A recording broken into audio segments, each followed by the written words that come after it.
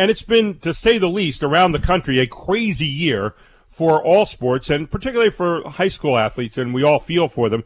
One of the guys who gets to deal with that all the time, and I call him a friend, he is Bob Lombardi. He is executive director of the PIAA, the Pennsylvania Interscholastic Athletic Association, and things have certainly been topsy-turvy over this past spring and now coming up into the new year. And we say good morning to Bob here on WSBA. Good morning, Bob. How you doing? Good. Thanks, Gary. Thanks for having me. Good morning. Always good to have you aboard. I guess to say things are a little crazy right now would maybe be the understatement of the year, right? Yep, that's probably true. Yeah. When you're looking right now at the things you're having to deal with in terms of, and people haven't even decided if school's going to start yet on time and all those kind of things, so we're not going to talk about any dates or any of that kind of stuff because it would be unfair. But the stuff that you have to be considering right now, I'm sure you're going through a whole lot of not what ifs necessarily, but different scenarios that you're having to deal with to prepare. What has kind of been your standard so far in terms of following, for example, what the governor's doing, what the state's doing, and so forth? Well, we've tried to follow the guidance from the governor's office, the Department of Ed, and the Department of Health, and we've been consistent from March 12th when we took a 2-week hiatus from the basketball tournament and then suspended the AA swimming championships at Bucknell. Right. The following day, the governor closed schools for 2 weeks plus to the 30th of March, and then subsequently came out and ultimately canceled the rest of the school year. But we got in front of that because of the information that we were receiving. Right now, the biggest thing is last week's decision by the governor's office to allow schools to open their campuses to let students get on their campuses for voluntary workouts, get in the weight rooms, use the tracks, shoot some free throws, use the gyms, was huge. And our schools now are working very, very diligently to come up with a plan that gets approved by their school board so they can post it on their website so they can open up. I heard Hollidaysburg already started yesterday with opening their campus so kids could get in the weight room. As you well know, Gary, a lot of our schools, the only workout facility that they have in the community may be at the school. Right. So it becomes a center of activity not only for the community but also for the school. And that was a big day last Wednesday, and I know our folks are out there working very hard to get their plans together.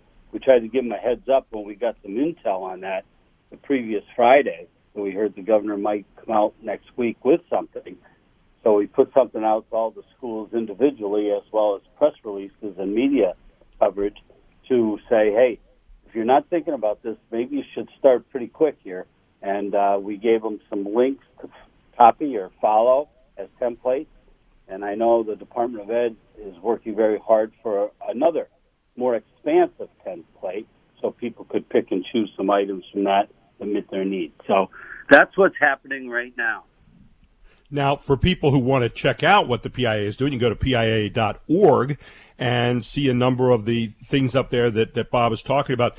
Bob, what all is going into consideration now? Again, we're not going to talk about what ifs or dates or any of that kind of stuff, but as you're going through the litany of things now that really have to be in place, I guess one of the hardest things would be, because we're not uniform across the state of Pennsylvania in terms of the red, yellow, and green, that's got to be one of the biggest concerns too, right? Yes. What was really pleasing what the governor came out and said that these guidelines that he put out last week would apply to both green and yellow counties. So that took that angst off the plate that somebody would be starting before someone else. So they all can start. Now, there's a different limitation between 25 and 250. But right. Very few are ever going to get to the 250 for fitness-type activities. Again, this isn't practice. This is voluntary. So that's one of the things, Gary, that I think is first and foremost the people that now everybody's treated the same. So that has helped. But some of the items, obviously, most schools are looking at pre-screening, sanitizing, athletic equipment, getting students on campus, those type of things, working out in little pods of groups of maybe 4 to 10, and keep them in those groups and not, try to go out and have a full-blown scrimmage on the first type of day. Right. Like I said, it's not practice. These are voluntary workouts. And we would hope that our schools would play by the rules and learn some techniques and tactics to keep people safe as we move towards the fall, to build a foundation of safety and cleanliness and antiseptic and pre-screening, so that we don't have a setback that would, in fact, then possibly throw us off kilter for the fall. So these 8-10 weeks are very, very important for our schools to get it right.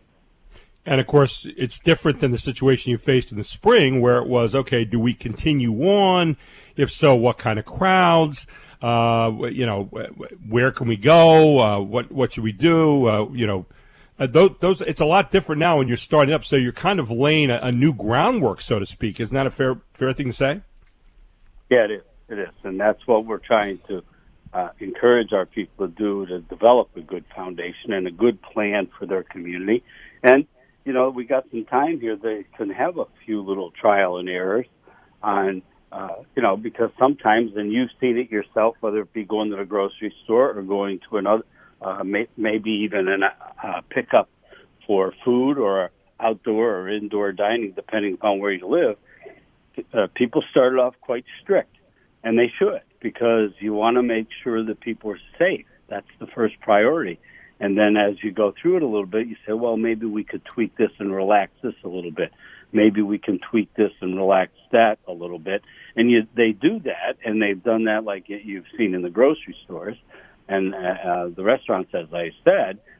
They can do that at the school without compromising the safety of the athletes, their coaches, their supervisors, athletic staff, athletic trainers, school nurses, all those people that are helping with health care. Bob Lombardi, the executive director of the Pennsylvania Interscholastic Athletic Association, with us this morning. Bob, you mentioned something in the previous segment here about voluntary, coming back and having voluntary workouts and so forth. One of the things that we're seeing across the nation, and it doesn't have to do just with sports right now, but certainly would involve sports, is the idea of what happens if you're forced to come back to something as an employee or and I don't even know how it works as far as high school sports right now, and the liability factor. And you're always having to be aware of the liability factor here in moving forward, especially in such uncertain times, right? Oh, absolutely, Gary. And that's a concern for some of our schools in opening up their facilities. But I think the overriding factor here with extracurricular or co-curricular is our board met yesterday, but they met in the end of May, and there was an impassioned plea universally across the 32 members of the board of allowing students to be students, to do the things that they like to do and be involved in activities. And it doesn't have to be athletics. It can be theater. It can be the choir. It can be the chorus. It can be band front. It can be the band itself, the drill team, spirit teams, those type of things, mock trial, debate. Those type of things are things that kids do, and being able to get them back on their campus where they're supervised by people that are trained in cardiac care and recognizing concussions, have background clearances, have first aid training, is a lot better and safer than them going to the local park by themselves without anybody there, or at least having health care available to them if they're in the gym, or if they're in the weight room, or if they're on the campus twirling or practicing their band routines, because their supervision. We were hearing some pretty creative ways kids were getting together to weight lift. Right. And you know yourself, kids will be kids, and sometimes they get a little daring, and sometimes that gets a little dangerous. So we think this is a safer haven for them, and it assists in diminishing or dropping some of the liability concerns because they're in a safer environment, especially one that will be sanitized and people will be pre-screened. Yeah, where people are going out of their way to make sure it's a good one. You and I were never kids like that, by the way, back in the 1800s. We never did that kind of thing. So, yeah. Anyway, one of the things you and I have talked about a lot, Bob, is that Pennsylvania has always been one of the leaders in the country in terms of sports. We're very fortunate, and I'm not blowing smoke at you, but you've really set, and your predecessors as well, have set a bar that's very high for Pennsylvania sports. And so we have a lot of people come to model after the way we do sports, not only the sports, but also the officiating, which I know has been a passion of yours over the years and one of your areas of concern. As you talk with your fellow executive directors around the country right now, what are you hearing from them? What's the national landscape a little bit in terms of people, step by step trying to get ready to do sports sometime this year? Well, you're right, Gary, and it's interesting. We're in what they call Section 2 of the National Federation of State High School Associations, which is our parent group. There's 51 state associations, including the District of Columbia. And we have a weekly segment where we all get together and pass topics around and some of the things that have happened and where their government is going or where they're going. And we're all in the same canoe. We're all concerned about the fall. We're all concerned about starting. Some folks are even concerned about even having anything at all for the whole school year. And to me, that is, wow, that's quite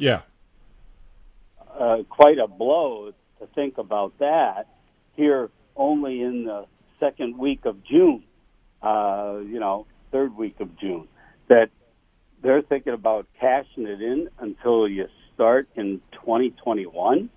And, there's some folks that are very, very worried because of a couple major things, and you were aware of them, I'm sure. Mm-hmm. Pre-screening on a campus, busing. Busing is a huge deal that people are trying to work through. And getting kids on and off campus and what the school day looks like. And lastly, the ability to have outside communities come into a campus and whether they're going to be welcome. Is it going to be a quarantine situation with a team only?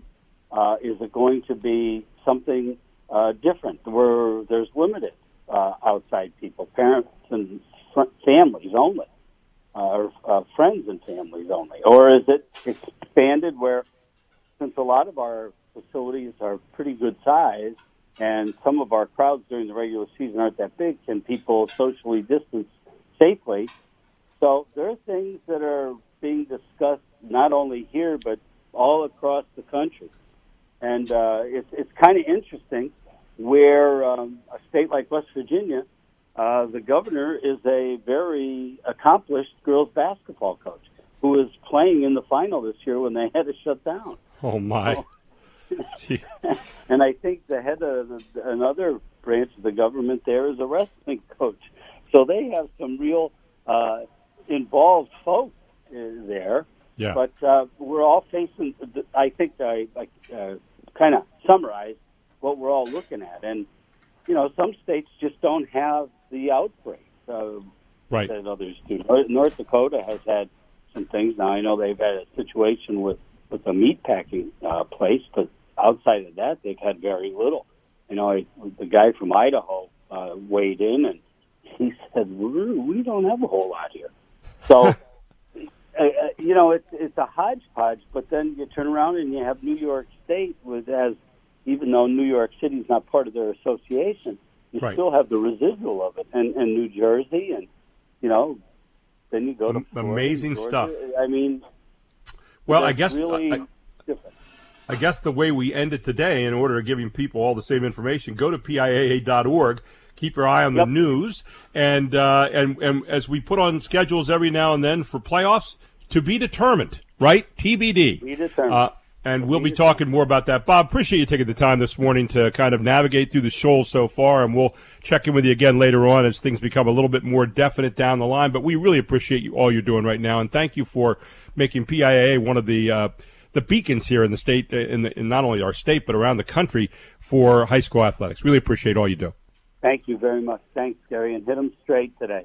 We will. Thank you, my friend. Take care. Bob Lombardi, Executive Director of the PIAA.